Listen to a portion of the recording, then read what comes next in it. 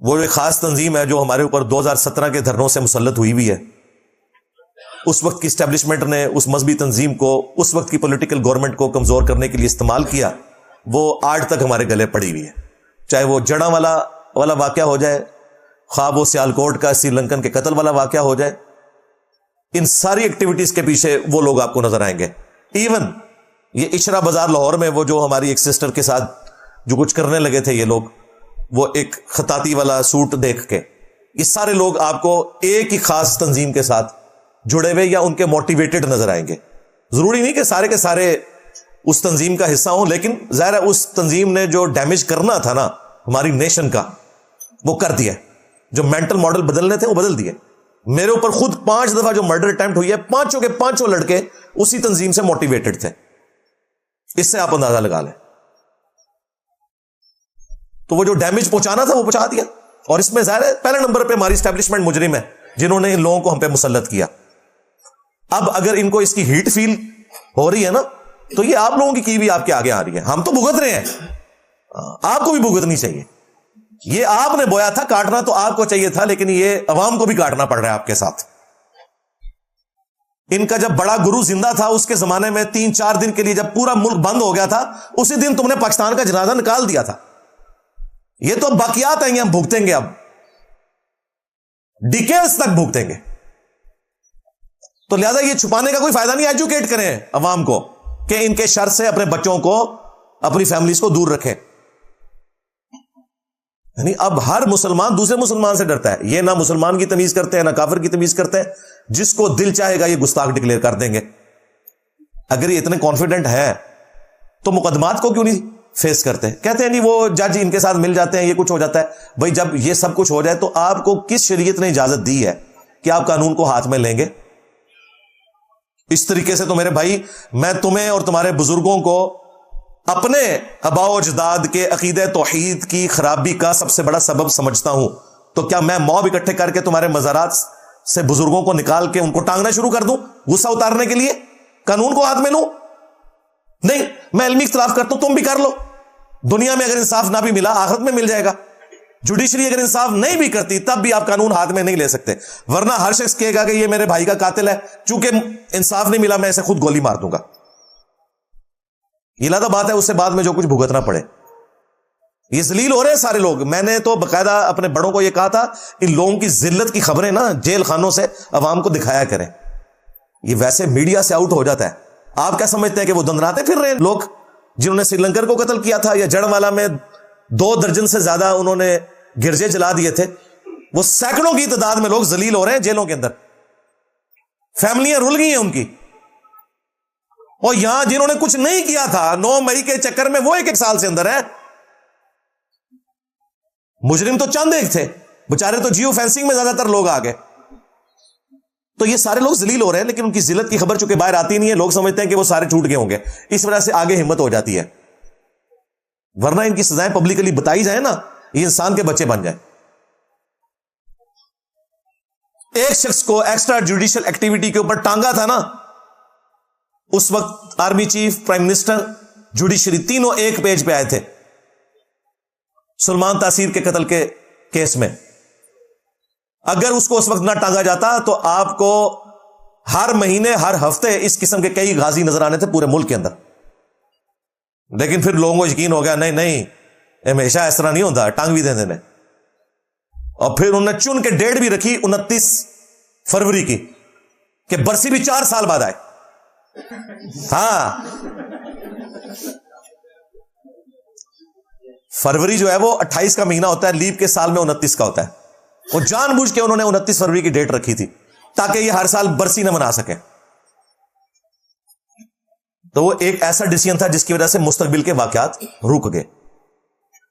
اب بھی اس قسم کے جو واقعات ہیں ان مجرمین کی خبریں پھر چلنی چاہیے. ابھی انہوں نے بندے پکڑ لیے، کچھ لوگ جو ہے جیو فینسنگ میں آئے ہیں ان کو بھی وہ پکڑ رہے ہیں، اور انشاءاللہ اس معاملے کو بھی منطقی انجام تک پہنچائیں گے. باقی یہ جو لوگ گلا کرتے ہیں نا کہ یہ آئے دن پاکستان میں اس طرح کے واقعات کیوں ہوتے ہیں، اور بھائی 25 کروڑ کی آبادی کا ایٹم بم ہے ہم، اس میں اس طرح کے 1-2 واقعات مہینے میں ہو جانا یہ کوئی بڑی بات نہیں ہے جو ہم نے جنریشنز پروڈیوس کی ہوئی ہیں. میں تو اللہ کا شکر ادا کرتا ہوں کہ کبھی کبھار کوئی 1 آدھ واقعہ آتا ہے، ورنہ اتنی بڑی آبادی آبادی کا ایٹم بم، اور اس میں بھی پھر برین واش لوگوں کا بھی ایک پورے کا پورا ایٹم بم بنا ہوا ہے.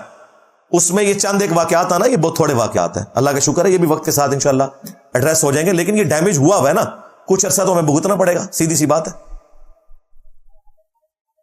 انہوں نے اپنا فخر سمجھ لیا کہ ہم نے یہ حرکتیں کرنی ہیں، اس کے بعد جو مرضی ہوتا رہے.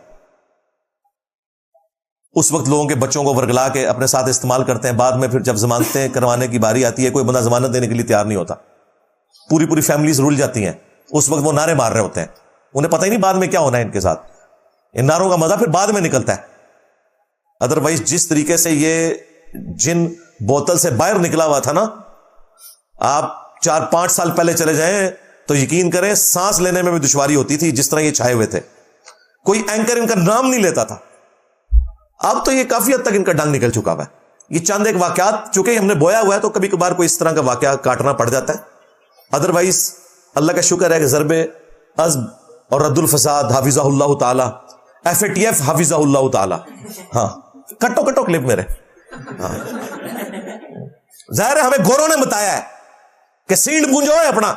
ہاں اسی سینڈ بھی نہیں سی پونج سکتے اپنا، یہ گوروں نے ہمیں بتایا آ کے.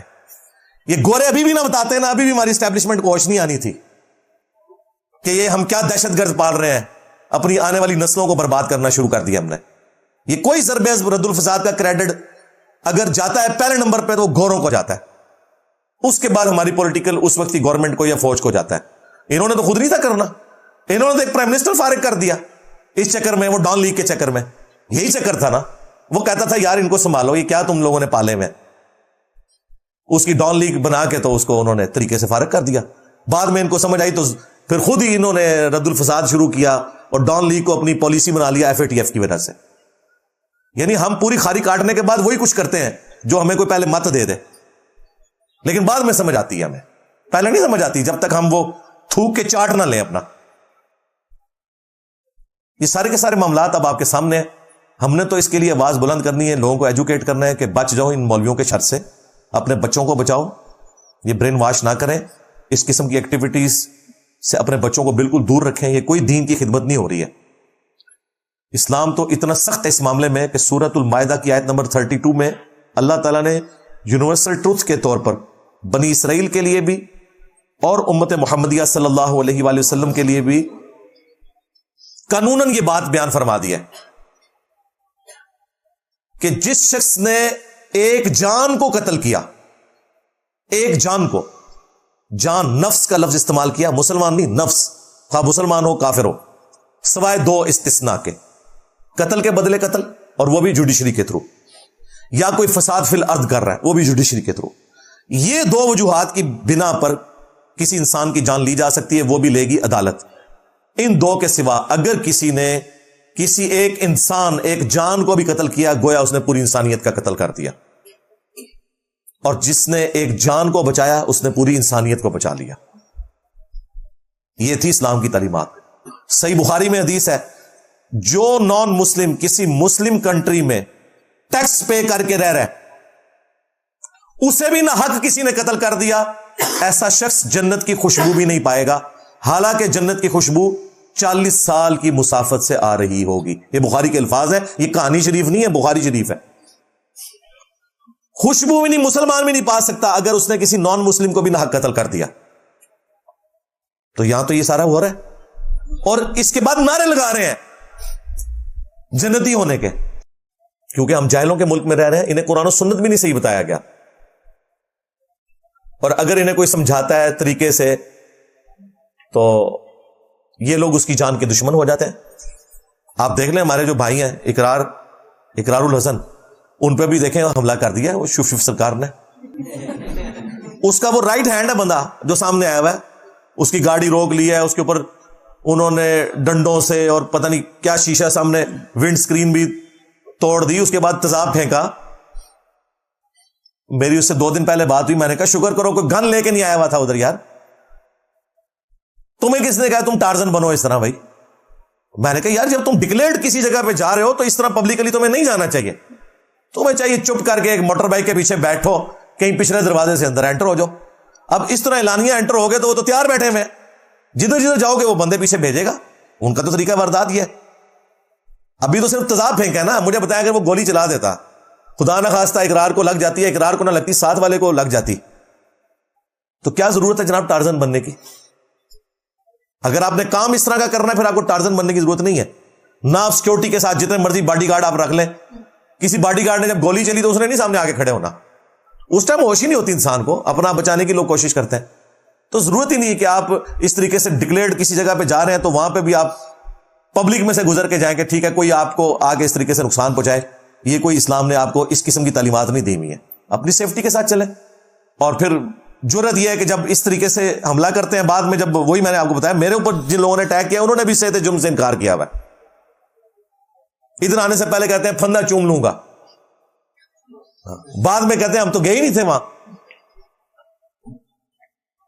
بڑوں سے لے کے چھوٹوں تک سارے معافیاں مانگتے آئے ہیں. میں نے اپنی ویڈیوز میں کئی دفعہ دکھایا, ساری کہانیاں بنا بنا کے آپ کو بتائی ہوئی ہیں. یہ پہلے دن ہی جوش ہوتا ہے, آہستہ آہستہ جوش سارا نکل جاتا ہے. جیل کا آپ کو اندازہ ہی نہیں ہے, 24 گھنٹے وہاں جو ہے وہ 1 سال کے برابر ہوتے ہیں. اتنی مشکل زندگی ہے جیل کی, تو سارا عشق نکل جاتا ہے. یہاں یہ حالت ہے, لوگوں کو اس طریقے سے مروا دیتے ہیں یہ, اگر کوئی اصلاح کی کوشش بھی کرے تو ہم گورنمنٹ سے یہی کہیں گے کہ اس طرح کے جتنے واقعات ہیں ان کو فوراً سے پہلے منطقی انجام تک پہنچایا کریں, اور بالکل کوئی لحاظ نہ کیا کریں. رہا ان کا معاملہ, ان کو ایکسپوز کریں. اور تم لوگوں کا تو علمی لیول یہ ہے کہ تمہیں یہ بھی نہیں پتا کہ قرآن کو اگر تلف کرنا پڑے نا پرانے اوراق کو, تو اس کا سب سے بہترین طریقہ اسے آگ لگانا ہے. گستاخی کی نیت سے نہیں. اگر آپ کو پرانے اوراق کو بچانا ہو بے حرمتی سے, پانی میں بہانا, زمین میں دفن کرنا, ان سب سے بہتر طریقہ جو ہے وہ آگ لگانا ہے. اور یہ سنت ہے سیدنا عثمان کی, صحیح بخاری میں موجود ہے. آذربائیجان کی فتح کے دوران سیدنا عثمان کے پاس حضرت حذیفہ ابن یمان آتے ہیں اور وہ کہتے ہیں اے امیر المومنین, مسلمانوں کو اختلاف سے بچائیں. چونکہ نیو مسلمز دوسرے کنٹریز سے بھی ہو رہے تھے, عربی سب کو نہیں آتی تھی, تو مختلف لہجوں میں قرآن کو وہ پڑھتے تھے. 7 قرات میں تو پہلے ہی وہ نازل ہوا ہے. یہ 7 ڈائلیکٹ ہیں, جس طرح پنجابی کے بھی کئی ایک ڈائلیکٹ ہیں. تو وہ آپس میں پھر اختلاف والا معاملہ بھی, جس کو نیو مسلم کو تو نہیں پتا, وہ آ سکتا تھا. تو سیدنا عثمان کو جب انہوں نے ریکویسٹ کی تو حضرت عثمان نے وہ سارے نسخے قرآن کے ریٹریو کیے اور صرف قریش کی قرات کو ریٹن میں باقی رکھا. زبانی تو ابھی تک چل رہی, باقی قرات اسٹیبلش ہیں. بخاری مسلم میں آیا ہے کہ وہ اللہ تعالیٰ نے 7 قرات میں قرآن کو نازل کیا امت کی آسانی کے لیے. لیکن حضرت عثمان نے جو مصحف عثمانی ہمارے پاس اس وقت بھی موجود ہے, یہی شیعہ کا قرآن بھی ہے, یہی سنیوں کا قرآن بھی ہے. ایران سے یہ ریڈ بائنڈنگ میں چھپتا ہے, سعودیہ سے یہ بلو اور گرین بائنڈنگ میں چھپتا ہے.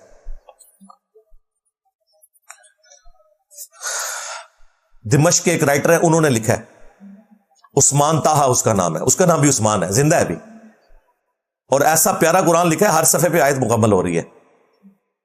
تو یہ مصحف عثمانی, یہ پھر حضرت عثمان نے ایک نسخہ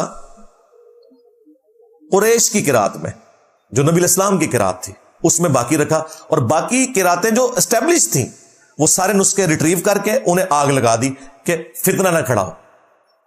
ان کو کسی نے نہیں مشورہ دیا انفی نے کہ جی جناب زمین میں قبر کھود کے امیر المومنین اس میں دفنا دیں, آگ لاؤ گے تو گستاخی ہو جائے گی. پر جائے لو تواڈے بزرگاں نے تانوں غلط دین ہی دسیا. نہ حضرت عثمان کو کسی نے مشورہ دیا کہ دریائے دجلہ میں سے بہا دیں یا دریائے نیل میں بہا دیں, دونوں جگہ پہ مسلمانوں کی حکومت تھی. سب سے سیف طریقہ یہ ہے, گھروں میں بھی آپ کے پاس جو پرانے قرآن کے اوراق ہوں یا دینیات کی کتابیں یا کوئی ایسی آیات اذکار لکھے ہوئے, تو انہیں ردی میں نہ دیں. اور نہ یہ ہونا چاہیے کہ اس طرح کی چیزیں ردی میں پہنچ کے لفافے بن جائیں. ویسے تو اب سپریم کورٹ کی اس پابندی کے بعد اب عرصہ دراز سے آپ کو کبھی بھی مارکیٹ کے اندر اس طرح کے کاغذ جن پہ انک کے ساتھ کچھ لکھا ہو, خواہ وہ اخبار ہو یا کتابیں ہوں, وہ نظر نہیں آئیں گے, کیونکہ وہ مضر صحت ہے. اس کے ساتھ اگر کوئی چیز ٹچ کر جائے, ایون نان ٹچ کرتا ہے, تو سیاہی کا اثر جو اس پہ جاتا ہے وہ بھی مضر صحت ہے. اس لیے یہ پابندی لگا دی تھی اور بڑا اچھا کام کیا انہوں نے. بے حرمتی والا ایلیمنٹ تو الگ سے تھا, تو اب وہ ردی آپ نے ظاہر ردی والے کو دینی ہے تو پھر بے حرمتی کا چکر ہو جائے گا. تو بہتر یہ ہے کہ گھروں میں آپ ایک آدھ لوہے کی بالٹی رکھیں اپنی چھت کے اوپر, پرانے کاغذ جب بھی جمع ہو اس میں ڈالیں اور ان کو آگ لگا دیں. جب ان کی راکھ بن جائے مکمل طور پہ راکھ, تو اسے پانی میں بہا دیں. ظاہر ہے وہ قرآن تو اب رہا ہی نہیں, وہ راکھ بن چکی ہے. یہ سب سے سیف طریقہ ہے. یا جو تنظیمیں ریٹریو کرتی ہیں ان کے حوالے کریں. وہ بھی کیا کرتے ہیں, جا کے دریاؤں میں یا ڈیمز میں پھینکتے ہیں. آپ دریائے جہلم ہم سے یہاں پہ واکنگ ڈسٹینس پہ ہے, بمشکل یہاں سے 1 کلومیٹر ہوگا, یہ سڑک پار کر کے پیچھے. جیسے ہی گرمیوں میں تھوڑا پانی کم ہوتا ہے, ڈیم کا پانی روک لیا جاتا ہے, تو وہی سارے قرآن جو ہیں وہ آپ کو کنارے پہ ریت کے اوپر پڑے ہوئے نظر آتے ہیں. صحیح طریقے سے ڈمپ نہیں کیے جاتے. یہ کریں بھی تو پانی خشک ہو گیا تو باہر ہی نکل لیں نا. تو بہتر طریقہ آگ لگانا ہی ہے. اور اگر دریا میں بھی پھینکنا ہے آپ نے یا ڈیم کے اندر بھی, تو کسی مضبوط بوری میں اسے ڈال کے اس میں پتھر ڈالیں, اوپر سے اس کا منہ بند کریں, ایک کشتی کرائے پہ لیں, اور جہاں پانی خشک نہیں ہوتا یا ڈیپ واٹر ہے وہاں پہ جا کے آپ اس کو ڈالیں تاکہ وہ پیندے میں جا کے بیٹھ جائے. کل کو اگر پانی خشک بھی ہو تو وہ باہر نہ نکلے. یہ پھر طریقہ, اور یہ مشکل طریقہ ہے. سب سے سیف طریقہ آگ لگانا ہے. لیکن خدا نہ گاڑی کسی سامنے نہ لانا, نہیں تو اگلا نمبر تو لگ گیا جائے. ویسے تو ہر گلی محلے میں تندور بھی موجود ہے, ان کے ساتھ بھی نہیں کیا ہے. اگر ان کو چاند ایک صفات اس طرح کے دے دیے جائیں, چلیں وہ اس میں جلا لیں گے, وہ تھوڑی آگ اس سے حاصل کر لیں گے, لیکن خطرہ یہ والا رہے گا کیونکہ ہم جاہلوں کے ملک میں رہ رہے ہیں, انہیں قرآن و سنت بھی نہیں صحیح بتایا گیا.